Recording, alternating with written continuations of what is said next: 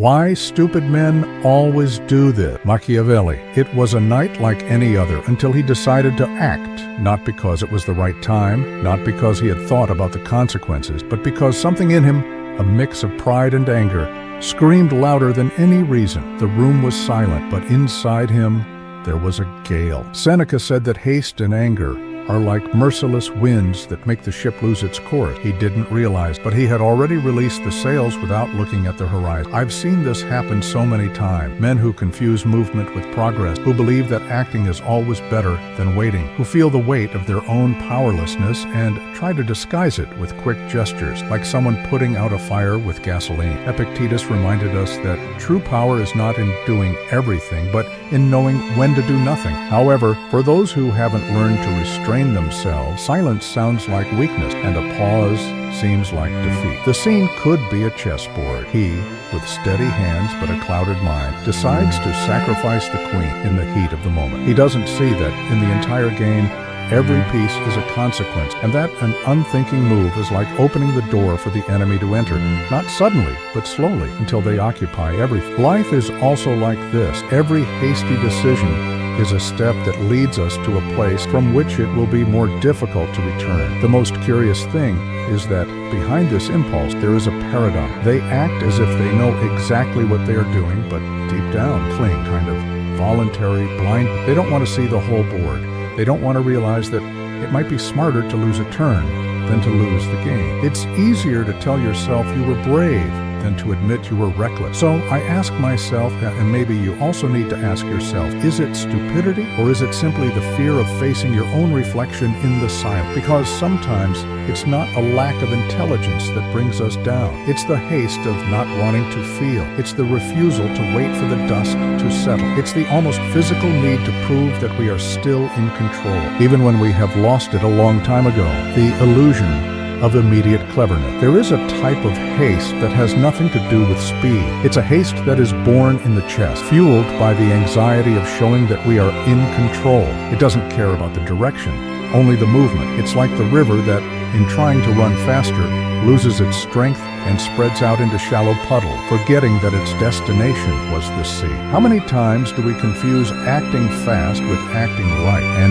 end up drowning in consequences that could have been avoided? At the heart of this illusion lives a distorted interpretation of Machiavelli. Many read his words as a manual for manipulating, cutting corners, and winning in the short term, when in reality, any power gained without a long-range vision is just sand slipping through your fingers. It's easy to believe that a sharp blow, a cutting phrase, or a silent maneuver is proof of intelligence. It's difficult to realize that these shortcuts come at a high price. Imagine the scene. A man feels he has been disrespected. Anger mixes with an inflamed pride, and in a few minutes, he sends a harsh email with words as sharp as blade. The moment he hits send, he feels a brief euphoria. The next day, he finds only closed doors and averted gaze. That quick victory, that moment of now they respect me, transforms into weeks of silent isolation. Seneca said that time reveals what haste hides, and when haste governs, what seemed like victory reveals itself to be a slow and inevitable defeat. This is the most subtle trap, thinking we are acting cleverly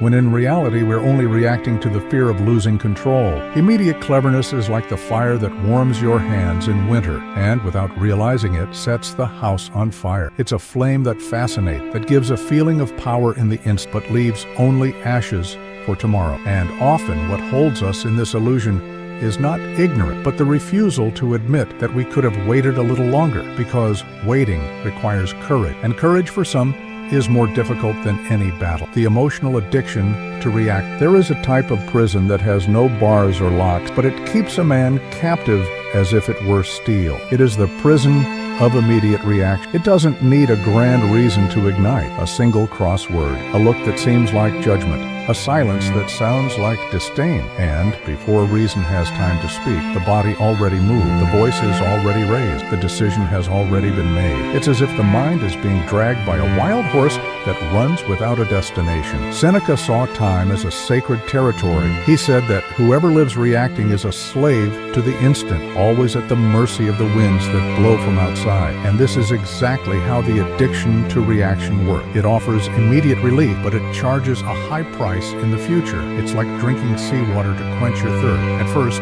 it seems to solve the problem, but it only increases the need, making it insatiable. The image that comes to mind is that of an archer in the dark. He shoots arrows, one after another, just to feel that he is not standing still. The sound of the string being pulled and the invisible impact on nothing give him the sensation of movement, of action, of doing something. But with each shot, the arrows disappear, and he finds himself more unarmed than before. The same goes for the man who reacts without thinking. With each impulse, he loses more of himself until he no longer knows where he kept his last arrow. This pattern is treacherous because it disguises itself as courage. Reacting quickly, speaking loudly, confronting immediately, all of this is confused with strength. But in reality, it is a silent contract with one's own impulsiveness, a contract that promises relief now and delivers regret later. And the biggest trap is that this regret for many does not turn into a lesson, but into fuel for the next unthinking reaction. Epictetus reminded us that it is not what happens to us that hurts us, but the way we choose to respond. The addiction to reaction is exactly this, the denial of that choice. It is living as if every provocation were a command and every discomfort an order. It is living by obeying what irritates us instead of commanding our own will. And maybe deep down, the biggest loss is not what we ruin out there, but the internal territory we abandon every time we hand over the reins to impulse, the silence that could have saved. Silence is, for many, an unbearable weight. It seems hollow, empty, like a corridor that is too long to cross. But in reality, it is in silence that the strength that many seek in hasty gestures reside. There are battles that are not won with swords, but with the decision to keep them sheathed. Waiting is not inertia, it is strategy. It is saving ammunition while the enemy wears themselves out alone. I remember an episode where a pause was more powerful than any word. A heated negotiation, voices raised, and at the center of it, someone who chose not to respond. The others became agitated, piled up argument, and got entangled in their own fury. He remained quiet, looking at the horizon through the window. When he finally spoke, the mood had already changed. His words entered a ground that had already been weakened by the exhaustion of others. It was like planting seeds in soil that the storm had just softened. The problem is that for many men, this quietness is seen as weakness, as if the absence of an immediate reaction were a sign of fear or submission. It is here that the meaning of power is lost. Marcus Aurelius, in his Meditations, reminded us that doing nothing can often be the most active act of all. The strategic pause is like an invisible wall. You don't see it, but it prevents the advance of what could destroy us. Think of the sea during a storm. It does not rise against every wave.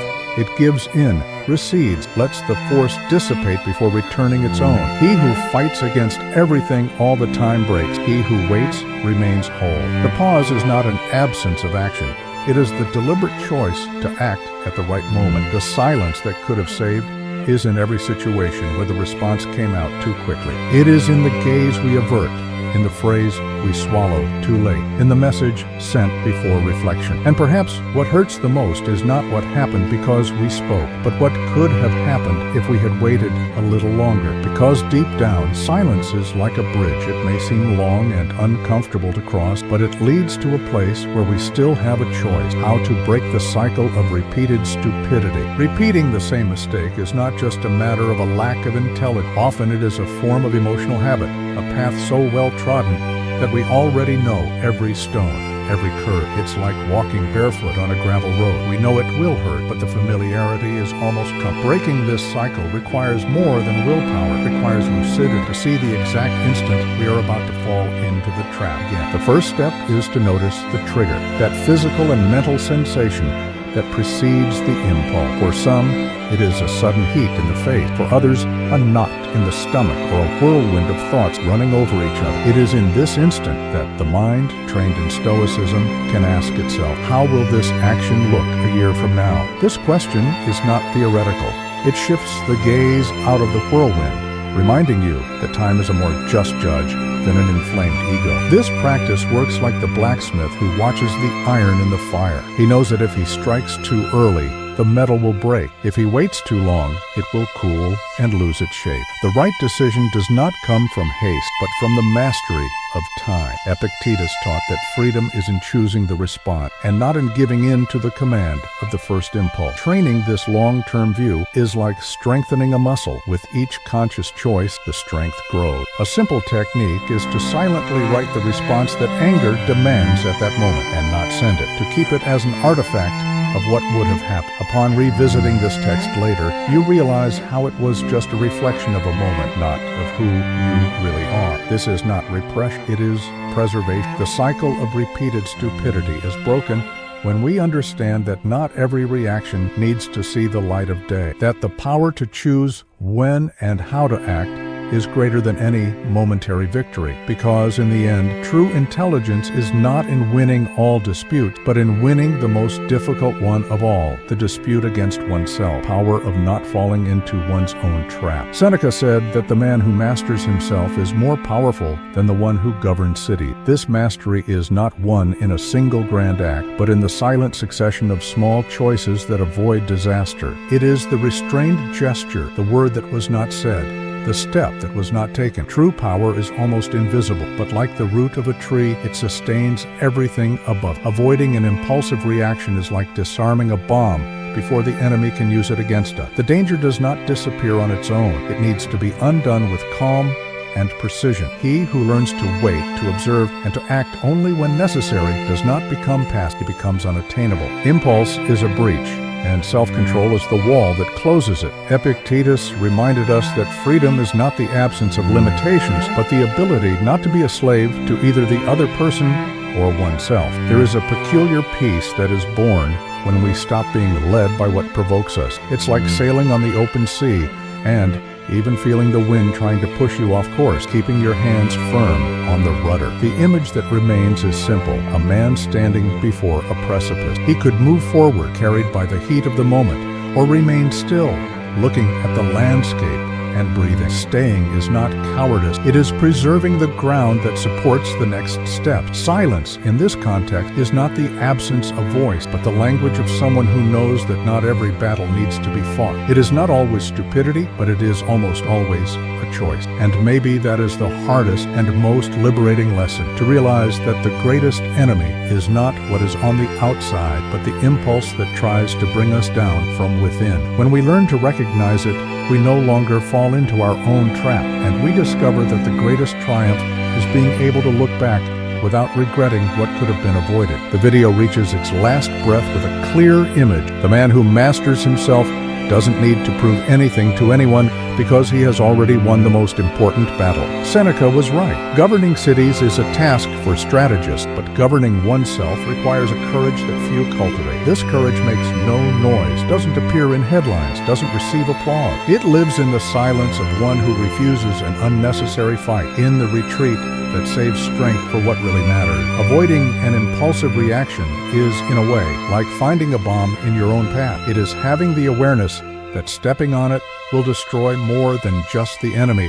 It will destroy yourself. Therefore, self-control is not weakness. It is the rare ability to disarm danger without shrapnel. It is keeping the mind lucid when the heart wants to rage. It is looking at the poison and not drinking it. Epictetus would remind us that being free is not being a slave to either the other person or one's own impulse. This means that true independence does not come from eliminating all external obstacles, but from ceasing to react as if every obstacle were a personal attack. It is walking in the middle of a storm with the certainty that no raindrop can dictate the direction of the journey. Think of the mountain that watches still as the seasons pass. The wind may cut, snow may weigh, the rain may insist, but nothing makes it hurry. Its strength is not in responding to every change, but in remaining faithful to its own form. So too is the man who has learned to wait. He is not slow, he is deliberate, he is not cold, he is whole. It is not always stupidity, but it is almost always a choice. This phrase is not an accusation, it is a mirror. Because when we recognize that choosing is a power, haste loses its charm, and impulse ceases to command. And it is in this moment,